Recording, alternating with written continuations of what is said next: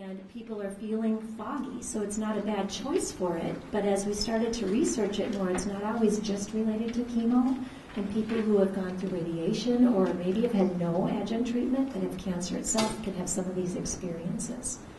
So then you look a little further in the research and they started calling it chemo-induced cognitive impairment, which has some relevance but not the whole picture. And then you got chemo-related cognitive impairment, and then they're finally settling on just mild cognitive impairment. And that's just a way to be respectful of the changes that are happening to a variety of cancer survivors and not just pigeonholing it into those who have had chemo. But it's best known as chemo fog, so I kept it for the presentation, but we're starting to change that. I started working in the brain injury clinic back in the 90s, or more the 2000s, and it was about 2007 where Hurricane Voices did a survey to find out a lot of survivors were coming forward complaining of changes in their thinking, but it wasn't really being validated by the medical community yet. It was just kind of like, oh, you're fine, go out, get back to work. There was no guidance, right? So it's got to start with validation. So they did the survey, and they found that a lot of people were talking about difficulty with name finding and word recall. They were having difficulty staying focused, multitasking, harder time learning new information and managing their daily activities. So it finally started to get some relevance because there was a voice of people who were complaining. So as much as goes with research is now we've got to prove it, right? It's not enough that people are just saying it, we've got to have objective measures. So they started doing some neuropsych testing to see are there changes in testing matching up with the changes in symptoms. And they are. Which is important, not because it's going to help your experience so much, because it's going to get the attention of researchers to start putting some money and some time into this area, and that's what's happened. I think this stat is so interesting. So when you look at the research, 17 to 75% of people who are undergoing cancer treatments have cognitive challenges.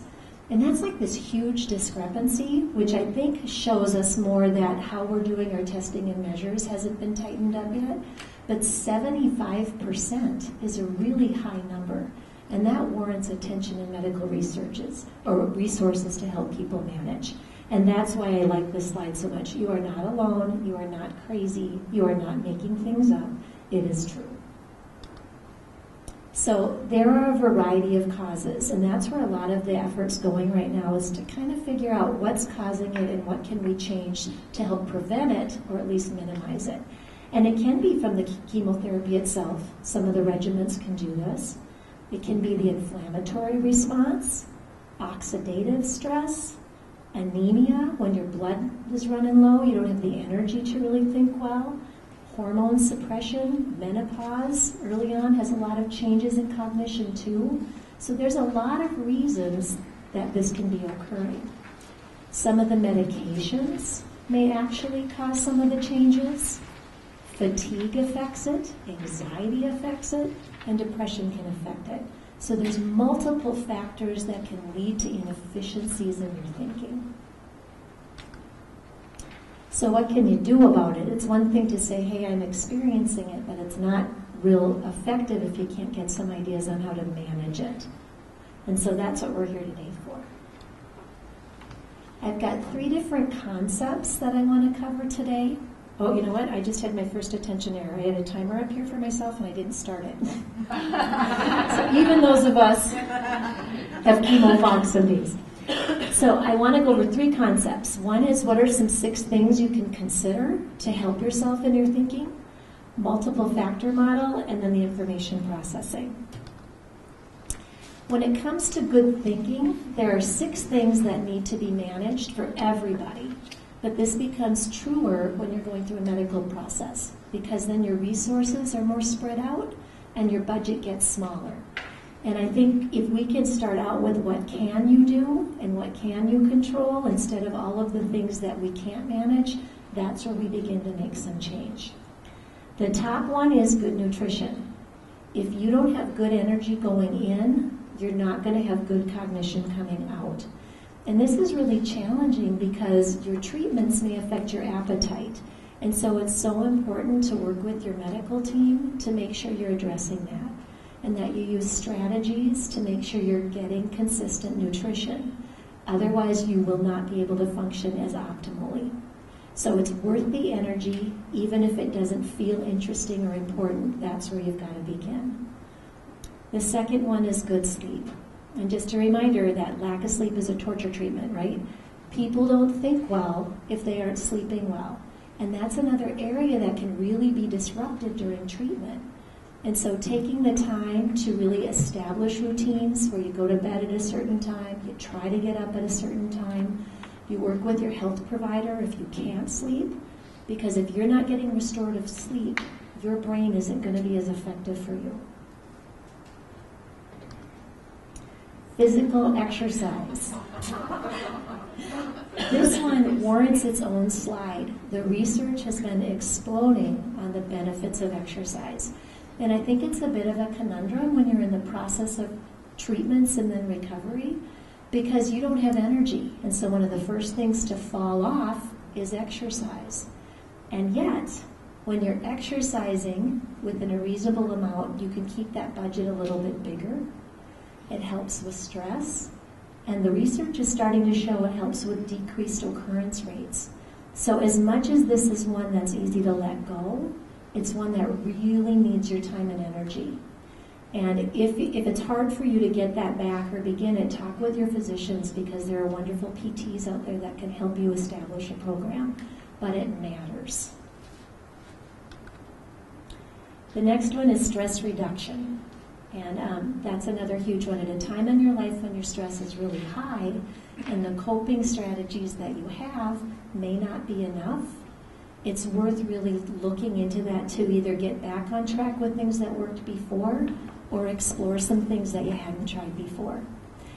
This is different stressors than just your normal day-to-day living, and it's really important to use the resources there to lift you up and support you as you go. Support groups, organizations such as this. There's healing coaches, there's psychologists. Don't be afraid to reach out and develop those skills, because that's going to help your thinking as well as just your overall emotional well-being. Brain engagement. You've got to use that mind if it's going to stay sharp for you. And this one is really interesting to me because some people are so busy during their treatment and their recovery that they're getting a ton of brain engagement. And their challenge is really trying to prioritize that and give themselves breaks. Other people, their plate kind of gets cleaned off and their routines are all disrupted and they're not getting a lot of cognitive challenges. And so for those folks, we need to add it. And there's some great programs out there on the computer, or there's community ed classes, or there's all sorts of options. But it's knowing yourself and what you need, not just adding, because once it gets too stressful, it's no longer a benefit to you. And then the last one is social engagement. I think that's another real challenge, because when you're not feeling well and you're exhausted, it's easy to start to isolate. But those who have social connections and good resources heal better. And so it's making sure that you're still reaching out to the friends and family, or finding that support group if that particular venue wasn't effective enough for you, to make sure you're getting those needs met as well. All 6 of those things are hard, but if you're doing them, your thinking's going to be better, which will also decrease some of the stress and the fatigue that you're experiencing. Any questions about those 6 areas at all? All right. The second concept I want to go over is one that's near and dear to my heart. It's called the multi-factor model of function. And we use this with our folks who've got post-concussion or mild brain injury. And once I started working with some of the cancer survivors, I realized that it maps their needs as well. And what it is we take a step back, because when you've got cancer and the cancer treatments, the amount of disability or inefficiency you experience isn't the same on a day-to-day basis. It fluctuates. And so some days you feel pretty sharp and you're like, wow, I feel like I'm kind of back to my old self. And then maybe you work like crazy because it feels good. And then the next day you wake up and you're like, oh my gosh, do I have Alzheimer's now too? I can't function at all. What's going on here? Well, you don't have Alzheimer's In addition to, is that there's other factors that affect everybody's ability to be sharp and on, and those become more pronounced. So you can experience these symptoms well after chemotherapy as well? Yes, you absolutely can. Huh. Absolutely can. And I think a lot of that has to do with the factors.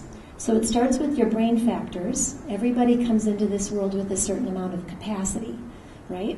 And then with the cancer itself or the treatment, that capacity may change and then either recover, and for some people the recovery is slower, and for some people it's not full. And that's where we don't have the answers as to who's all going to get full recovery and who may still continue to struggle. But when you have new inefficiencies, it becomes harder to manage them, and you can't really predict them, and that can enhance other factors that make it worse. All right? The factors are both personal and situational, and that statement will make more sense in a second. So the personal factors that affect your ability to think, one is fatigue. When you're running tired, your cognitive functions aren't as strong. You won't pay attention as well, therefore you don't store your memories as well. It's harder to retrieve them and stay organized. So one of the first things that we really address when we're working with folks is the fatigue factor and trying to give them ways to manage that better so they can be more consistent and more reliable. The second is arousal versus tension. And to me, that's kind of like a pendulum. At one hand, you wake up in the morning or it's the end of the day and you're not quite with it anymore.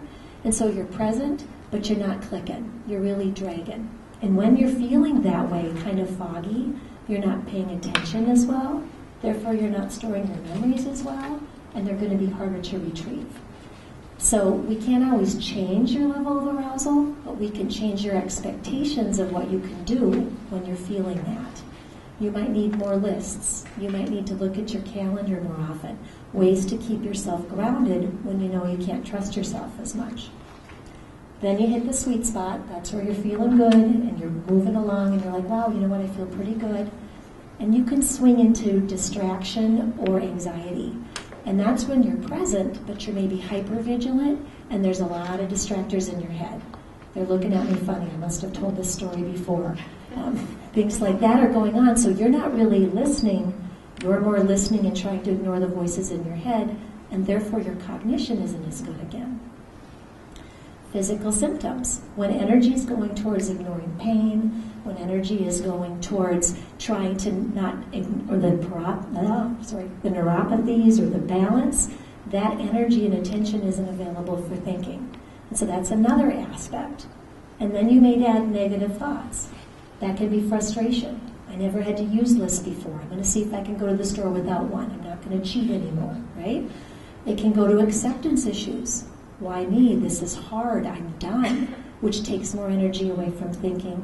And it can progress to depression, which has a lot of the same symptoms as cognitive impairment. Hard to initiate, hard to pay attention, hard to remember, hard to communicate.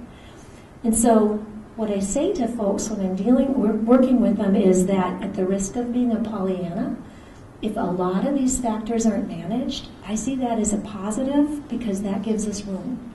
We don't know how good their brains are because those brains are being so buried in other factors.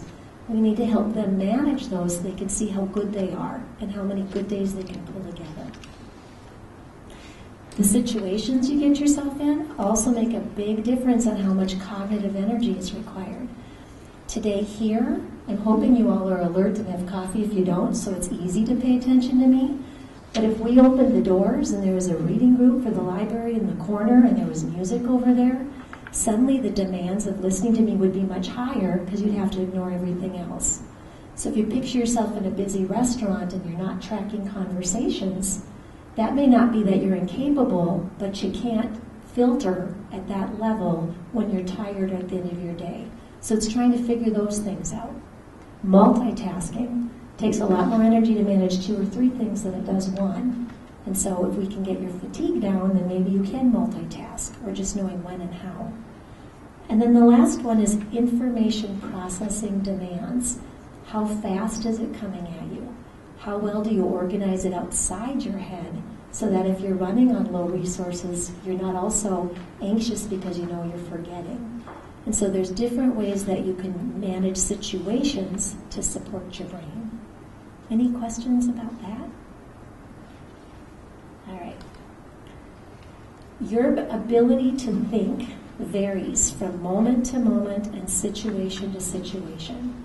And so one of the things we're really working on is trying to help people understand that and manage themselves, because that will help you perform better and then hopefully decrease the anxiety and fatigue associated with all the worry about your thinking. The last concept is information processing. Okay, so this is our analogy of how people take in information. All right? And because I'm an OT, we like everything to be functional, right? So we've turned it into a stovetop in your head. All right? So some of you were born into this world with a cook stove. You've always worked with one burner, and that works for you. Others were born into this world with restaurant-sized cook stoves. And you've got 8 or 10 burners. You can keep working at a time. I'm a pretty average 7-burner plus or minus 2, depending on the day. I need some strategies. So we all take in information through our senses. You hear it, you see it. If appropriate, you taste, touch, or smell it, right? And it's your job to ignore all of the stuff that doesn't matter and take the stuff that you need to learn and move it onto a burner in your head. If you're going to remember it, you have to let it sit on one of those burners for 15 to 30 seconds and simmer so that you can then store it in your long-term memory. I know for myself, most of my memory errors aren't that I don't process it, I don't let it simmer. I'm a quick mover, and so you tell me something, got it, and I don't. It jumped off that burner and I lost it. So one of the first things we're working on is getting people to slow down and let something simmer to make sure they gave themselves the chance to actually store it. Once you store it, you've got a whole lot of capacity back there to hang on to it. And if you take the time to organize it and give yourself some retrieval cues, your chances of getting it are much better. But like we talked about earlier, our abilities aren't the same from moment to moment and situation to situation. So let's say you're meeting some friends out at a restaurant. It's in the evening and you've had a really busy day, and so you're running tired. So now you're in that area, you've got 3 friends, they're all talking, so now it's not just a one thing, it's a multitask. It's loud, it's lighted, there's music. Your sensors and your filters are having to work really, really hard to pick up the important information to get it on a burner. The burners may not be as available to you as they might have been when you were at home earlier in the day. If you're tired, 1 or 2 burners may be shut off and they're not working for you. If you had to park in a ramp and you're afraid that you're not going to remember where the car was, one of those burners may be memorizing that instead of present. It's late and you just really want to go home, so part of you isn't really invested because you're tired, but you love these people. That's another burner that's shut off. And the table next to you has some good conversation going that isn't your business, but it's kind of juicy. So you can see how that situation results in you not tracking your friends and feeling like you're incapable. But maybe if we'd switched that up and had you meet them earlier in a quiet restaurant, in a corner booth, after you napped, that could be a completely different situation. And so there are some things that you can control to help yourself process information more effectively. And that's part of the strategies that we'll review in a little bit. Any questions or concerns about that? Anybody's burners full right now? So now we get to the good stuff. What are some of the factors and how can you manage them, right, when the situations are there? Fatigue. I would be surprised. Is everyone here dealing with fatigue still? Yeah. It's a big deal, and it's a complaint from everybody that I've been working with. And so one of the ways that we try to help with that is there's the fitness and that whole piece, absolutely. But my job is to help you kind of understand the fatigue and try to manage it a little more effectively. And I like people to start to assess themselves and figure out, am I physically tired? Because physical fatigue can be one type. You can have mental fatigue. You've been working too long and the brain starts slowing down and making errors. And you can have psychological fatigue where you're just emotionally drained or the distractors are hard to control. And if you start to understand those types, then you can start to give yourself breaks that match what you need instead of what you think might be a break. If you're physically tired and you sit down to do a cognitive task, that's going to give you a little more energy. If you're mentally tired and you go for a walk, that may clear your head. And so now it's not just lay down and take a nap. You can still feel like you're moving forward, but you're giving your body and your mind what it needs. You could eat, you could drink some water, you could get to bed earlier. There's all sorts of options if you become more self-reflective and then give yourself permission to do what you need instead of what you think you can afford. This is just another slide, again, just indicating that there is such a thing as cancer-related fatigue syndrome, and you're not making it up and you're not lazy. It exists, and you need to learn how to manage it and be kind to yourself. So taking care of yourself needs to be your top priority, and I think that's hard for people. It's really hard because a lot of times, especially when you're through the acute phase of treatment, you kind of feel like, all right, I'm done, I need to just get going and I need to battle on. And that's not effective. You can't outwork this. You have to outsmart it. And I love saying that because I'm someone who works with cognition and people are saying they're foggy, and I'm saying I believe you can outsmart it because you can. Nutrition, sleep, and exercise. We call them your triple threat. If you don't manage your triple threat, your budget's going to be smaller. If your budget is smaller, you have to be realistic in your self-expectations. And it is hard, and it takes time. It really does.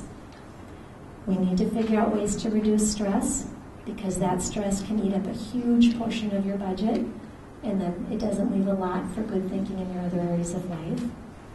And you need strategies because it's not a perfect world and you're going to be running tired and stressed, and sometimes you just need ways to support yourself so you're not making it worse with the anxiety. I like to think of it as an actual budget, and I'll often have my patients draw like a pie chart and see how much they're putting in there. Because before diagnosis, you didn't have all the medical issues, the treatments, your budget was bigger, and if you just keep trying to shove things in, you're going to be working harder, not smarter, and you're going to be getting more impairments than you might need to if you could slow down and be realistic. So, like a checking account, you got to figure out what's your minimum balance. And what happens in a checking account if you spend too much? You get hit with penalties, right? And once the penalties hit, it's a lot harder to get back up above that minimum balance. And so I really challenge my clients to start thinking about what do I experience when I'm below my minimum balance. People will talk about word finding getting harder, errors, tasks take longer, balance issues. So if you get a list of things you're looking for, then you can start to take breaks and put deposits back in so you're not always running with penalties. A lot of my clients will talk about, I can't afford breaks. You don't understand my work. And I'm thinking, you can't afford not to because then it takes longer, it's less reliable, and anxiety starts to eat up that precious, precious energy. You also have to realize your budget isn't the same every day. Just like a checking account, if you overspend on Monday, that money's not there on Tuesday. And then you can't just keep charging ahead like you've got all that cash. And it seems to kind of resonate with people, so I challenge you to kind of go home and look at your budget and see if you're a chronic overspender of your energy, and if there's some ways you could change that a little bit. Napping isn't the only solution. Everybody's like, I don't have time to nap. Well, there's a lot of different ways you can take breaks. And I always challenge my clients to come up with 10 possible breaks when they're not tired. They have to think of the 10, because it's really hard to generate ideas when you're tired. My coworker and I were making this handout at the end of a really busy day, and we were tired, and we couldn't think of any breaks. It's like, all right, no glass houses, no throwing stones, go home, do this tomorrow. And it was a lot easier. So come up with what your breaks might be when you feel good so that you can choose them wisely when you're starting to fade. Rushing takes so much energy, so if you're leaving the house late and you're anxious, just picture those pieces of pie in your budget expanding, and then that energy is no longer available for the task you're rushing to. So planning and pacing and taking breaks become key strategies for fatigue. Second thing we wanted to look at is arousal and tension. What do you do for that? You've got to find that balance between when you're too tired and when you're anxious, and plan your tasks accordingly. If you've got a high consequence task like your checkbook, you don't want to do that in the morning if you're a slow waker-upper, because that's going to take a lot of your energy at a time that you're not available. If you've got a big conversation you have to have with a family member, don't do it at 10 o'clock at night when you're on your downward slide, because you need that energy when you're not anxious to be present and more effective. So starting to be mindful. Physical symptoms, don't ignore them. Talk to your doctors, be honest about what's going on. And I think what I've heard from some of my clients is that appointment fatigue. You know, you're so tired of going to appointments, you just don't want to even mention it because that might be another appointment. But maybe 1 or 2 good appointments might take care of that symptom. And just being honest with your practitioners. Like when folks come to me, we'll talk about when's the right time for working with me. And maybe they'll put me on hold for a couple of months and take 2 strategies and come back later. That's okay. See us when you need to, but don't avoid us if it's costing you energy by ignoring things. And then the negative thoughts. You're obviously going to have them throughout this treatment. You couldn't do this without having some negative thoughts and coping issues, but don't be afraid to use the resources available to you because you don't have to do it on your own. Situations. There's different levels of attention, and I know this is a lot of information on one slide, but I think it's important to just start to recognize that because there's different costs to the different levels of attention, and that's when you can start to make a difference in your choices. Focused, I start talking, you look at me, it doesn't cost you more than a penny. Your phone rings, you focus on it, it doesn't cost you much. But sustained attention does. That's the ability to hang in there longer periods of time. Some people are better in the morning, some people are better in the afternoon. Notice when you're on and use that time well. Selective is that ignoring. Can I work with a lot of distractors? And if the distractors are costing you, don't be afraid to shut them off because that's eating up your budget. Alternating, switching back and forth, That takes more burners, right? You got to have one burner of the task, the other burner on the task you're putting on hold, and another one retrieving information. So if you're alternating your attention, realize it's going to cost you more. And then divide it as 2 things at once. And that takes more energy depending on the task. You can probably fold clothes and watch TV, but you don't want to be doing your checkbook while you're watching the news. You know, there's a wiggle room. And there's strategies. With arousal, if that's really the problem that's talking to your doctor, sometimes psychostimulants can help. Otherwise, looking at your medications to see if there's some that are sedating and seeing if there's alternatives. Taking more breaks, giving yourself cues. Sustained attention, allow time, take breaks. Selective, shut things off, move yourself. And alternating or divided, if you don't have the energy, try to do one thing at a time. I like people to think about the tasks and themselves. So some of the things we do in our lives are high consequence. If you make a mistake, it's a big deal. So you want to do those at the times of day you're awake and with the least amount of distractors. Some of the things we do are low consequence, and if we make an error, big deal. And you just got to cut yourself some slack and allow some room. Then it's what's hard for you may not be hard for somebody else. And so taking that into account too. Let's say since the diagnosis, maybe vacuuming has become really hard. So you think that's an easy thing, but for you it's really costly. Maybe that's something that could be delegated so that you can then have energy for other things. If the checkbook has always been easy, great, keep it, but turn over something else that maybe is harder until you get your energy back. Or do them when you're rested with no distractions. All right? Any questions on that kind of stuff? In this slide, I'm just going to let you read kind of on your own. It's like different ways to just get yourself using your energy most effectively. So really it gets back to those burners again, and your job during recovery is trying to keep those burners clean so you can give your mind the best chance you can to manage information effectively. Calendars can be really effective, and it's hard for people that were memory dependent prior. If you weren't a Franklin Covey poster child before, becoming one probably isn't realistic, but at least having a calendar in your purse with the appointments can be really effective. By the time you take a note and have written it down, it's been on a burner long enough to get stored, and you may not have to look it up. But if those burners all get full, you've got a place to look it up, which keeps anxiety off a burner. Setting alarms. Time management takes a burner. So why not put an alarm on your cell phone or get a little timer that tells you when it's been 20 minutes or tells you it's time to leave for an appointment. So you keep those burners clean. Cues, routines. Routines let you bypass the burners. If you get up every morning and you do the same 6 things, it doesn't require a lot of cognitive energy to do that.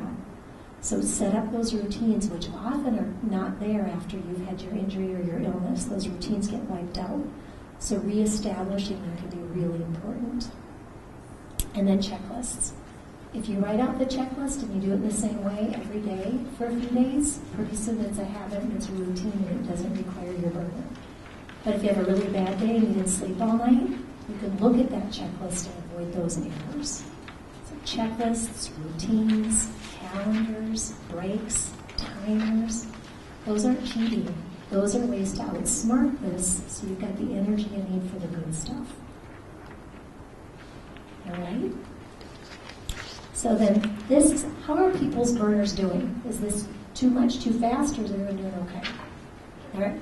So I've got tons of strategies. I didn't know if we get through all of them, but I didn't want to shortchange it. So when it comes to memory, again, planners, cell phones, PDAs, all of those things support your memory. If you're not a technology person, now's not the time that you have to learn. Go ahead and use your calendar, use your notes. That's just as effective. It's just having that backup system so you've got a place to look. The notes are so important, and when you go to those doctor's appointments, it can be fast, it can be overwhelming, you can be tired. Bring somebody with you, or tape record them if you need to. There's some technology out there called Live Scribe Pen. That's a pen that records. There's just different ways, but don't be afraid to support your memory during important meetings.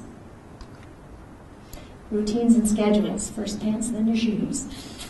It seems so simple, but when life gets crazy and all your routines have been wiped out, you need to reestablish them to help out your brain and decrease that stress. And if you have things that are predictable and you build in breaks in your routine to help manage that fatigue before it really hits you, all of that makes thinking better.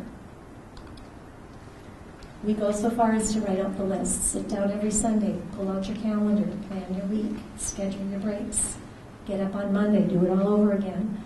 If you do that every day, it becomes a 5 or 10 minute task and you know you've got things handled. And then 2 of those burners aren't anxious about what am I forgetting. Timers and alarms. Obtrusive cues. Obtrusive cues to me are things that are outside the ordinary, that are a little obnoxious, so they get your attention, right? We've got a pause hand, like a hand that tells people to stop. We have them post around their house.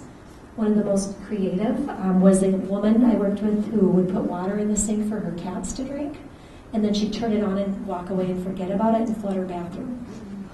So she put a cat toy in the drawer next to her sink, and every time she did that, she'd hold the cat toy until she turned off the water. Beautiful. I have forgotten to shut off the propane on my gas grill when grilling, because you let it burn off a little bit. So now the spatula goes in my back pocket until I shut it off. It's like, what do you need to get your attention to bring you back to stuff? Because when you're tired and your burners are full, the only thing you can predict is that you're going to forget something. So why not support yourself? All right, bonus strategies. We got time. With this one, my first and favorite is called pausing. And pausing is one of the best things you could start doing for yourself in general, and absolutely when you're going through some challenges and you're thinking associated with cancer. And it's just taken a moment to get your brain and your body on the same page, right? Our brains are wired to answer questions. The problem is we're often 3 steps ahead of ourselves. We're so overwhelmed we forget to ask. So we've made the cue your hand, because no one forgets their hand, right? It's always with you. And the first thing is you throw up your thumb and you stop yourself and you ask your brain a question. What am I doing? I'm here presenting. Is that what I'm supposed to be doing? Thank God, yes. And do I have what I need? I had my timer, so I tried to stay on time and keep us rolling. I had my PowerPoint set ahead, so yes, I'm good to go. And just this simple process can change some of that chasing your tail. What am I doing? I'm unloading the dishwasher. Is that what I'm supposed to be doing? No. I should have left 5 minutes ago. Do I have what I need? No. My list for the doctor's upstairs, my purse is in the room, my phone's still charging. Taking that moment to stop and give your mind a chance to think can prevent some of those errors. And you can change these questions to whatever it is you need to pause for. But starting to develop pausing into your life can save you. My favorite example was my coworker was working with a lovely gentleman who learned to pause, but he was forgetting to zip his fly when he left the restroom. And he said to my coworker, he goes, "My wife's so upset, this is a big deal." So she said, "No problem, you can pause." So he changed it to, "What am I doing? Have I washed my hands? Have I zipped my fly?" Guess what? It worked. His wife's no longer embarrassed. He's pausing every time he leaves the restroom. He went to a restaurant, had to use the restroom and hurried off. And when he got done and came out, fly zipped. But he didn't know where his family was, and he panicked. And when we panic, our brain stops thinking. But he remembered Sue, and he thought, nope, and he threw up his thumb and he said, "Stop. What am I doing? I'm looking for my family." And he said as soon as he calmed his brain down, the path to his family appeared. Our brain wants to help us, but when we're overwhelmed and anxious and we forget to ask it, it can't do its job. So pausing. With time management, we like to think about breaking up your tasks into 3 different types, because so often your to-do list has projects, problems, and tasks on it. And then you start judging yourself about not getting it done when really it's not realistic.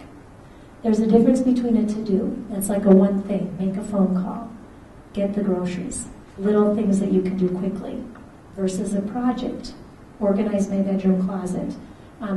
It seems like a lot of my folks who are home on leave during treatment decide that's the time to reorganize their house and deal with all the photos that have developed in the last 25 years. That is not a to-do, that's a project. And if you put that on your list, you're going to feel guilty and either avoid it or overwork to the point of fatigue. But if you break it down into steps, and you maybe just find the photos one day, that might be a way to deal with it more realistically. And then problems are different. Problems need time when your energy is high and your brain is clear to think about alternatives and really kind of work through it. If it's just a checklist on a task list, you're setting yourself up for frustration and overdoing. So prioritizing, straight out of Franklin Covey there. If it's urgent and important, it needs your attention or you need to delegate it. If it's not urgent but it's important, you need to plan for it. Maybe not that day, but maybe you block a couple hours the next day or later in the week. If it's urgent but it doesn't really matter, either do it as a task choice when you're tired, ignore it, or delegate it. And if it's not urgent or important, get rid of it or ignore it until it becomes one. But breaking them up into urgency kind of gives you permission to say, I'm not going to do it because it truly isn't that important and it doesn't deserve a piece of my budget or my time. Projects, divide and conquer. If you give yourself some mental time to come up with the categories and steps, then you can take 1 or 2 of those and add it to your to-do list instead of having the project on your to-do list, which tends to lead to overworking or avoidance. And then problems. I always like people to get the problem out of their head and on paper, because when you're churning on it, we tend to rehearse a problem rather than move it forward. And so I know for myself, if I'm driving and I'm thinking of the problem and rehearsing it, it's time to get it out of there. So you have to notice what it is, and then put some energy into what's your main goal. Because a lot of times there's 2 or 3 main goals, and how do you decide how to go about it if you're not clear? And then you write out the alternatives and the pros and cons. And once it's out of your head, you can actually enhance it. You can talk to people about it. You can get more ideas on ways to solve it. But when it's churning, it just takes up a ton of energy and often doesn't get better. So, an example, if you have trouble remembering your medications, and you got to have it in the morning, but you always forget that afternoon one, rather than trying harder, we want you to try to think smarter. So where are you always at noon? Well, I usually make lunch. Post a sign, medications with a question mark. If you're not always at home, put a cell phone alarm on. So it pops up, medications, question mark. How can you support yourself versus be mad at yourself and belittle yourself, because you're going to change from day to day and moment to moment, and you're not going to be reliable. So let's start to support it. All right. I just really believe that we have to figure out ways to keep people coming out of the fog and managing themselves. And then if you get some concepts and some strategies, it doesn't have to be so hard. It's still hard, but at least then you've got some things you can change. So, questions or concerns? All right. Thank you.